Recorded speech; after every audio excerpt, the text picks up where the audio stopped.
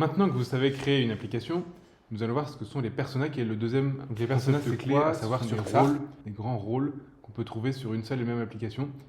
Donc une application peut avoir plusieurs interfaces et une interface par rôle, parce qu'on n'a pas nécessairement envie de proposer le même contenu de la même manière, par exemple à ses clients, ses fournisseurs, ses employés, à la direction générale. Donc les personas permettent de faire une expérience utilisateur différente en fonction du type de personne qui va utiliser l'application. Pour paramétrer et ajouter des personas, rendez-vous en haut à gauche de votre écran.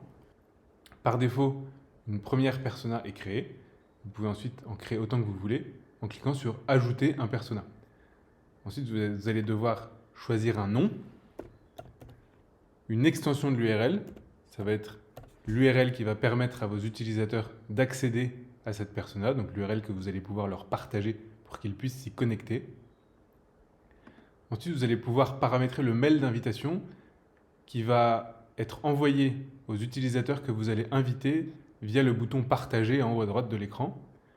Il y a l'option SSO, qui est une option payante, et qui va permettre à vos utilisateurs d'accéder à cette persona sans avoir à rentrer à nouveau leur login mot de passe, si tant est que vous soyez connecté à Google ou à Microsoft.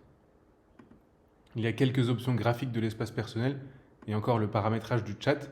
Il y a une vidéo dédiée sur ce sujet que je vous invite à aller regarder. Ensuite, on clique sur « Ajouter un persona ». Donc là, on voit bien qu'on a plusieurs personas. J'ai par exemple mon persona 1 qui a un simple texte dans son espace personnel et mon persona non qui n'a rien et dans lequel je vais pouvoir placer par exemple un bouton. J'ai donc deux expériences graphiques et deux expériences de contenu différentes en fonction des personnes qui vont le regarder et je vais pouvoir le paramétrer en pensant aux personnes qui vont l'utiliser.